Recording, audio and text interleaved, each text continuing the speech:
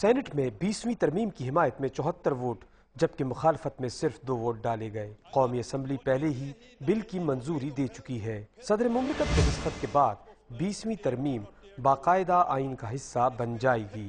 Saint کے اجلاس سے خطاب کرتے ہوئے وزیر اعظم سید یوسف رضا گیلانی کا کہنا تھا کہ 20ویں آئینی ترمیم بڑی کامیابی ہے۔ آمروں نے 73 کے آئین کا حلیہ بگاڑ دیا تھا۔ آئین کو بہتر بنائیں گے تو ادارے بہتر ہوں گے۔ اس وقت کی آمریت کیا کرتے تھے، ڈکٹیٹرز کیا کرتے تھے کہ ایک ٹیلی ویژن پہ آ کر کہہ دیتے تھے کہ جی اسمبلی ٹوٹ گئی اور کیئر ٹیکر سیٹ اپ میں ہم نے فلاں کو بنا دیا۔ Was that proper? اس وقت کیا وہ درست بات تھی کہ ایک آدمی ایک ون مین اٹھ کے کہہ دے کہ جی میں فلاں کو نامینیٹ کر رہا ہوں، اسمبلی برخاست؟ وزیر اعظم کا کہنا تھا کہ الیکشن کو سب کے لیے قابل اعتبار بنا دیا ہے۔ آئندہ انتخابات میں جیتنے والوں کو حقیقی مینڈیٹ حاصل ہوگا اور ہارنے والا دھاندلی کا الزام نہیں لگا سکے گا۔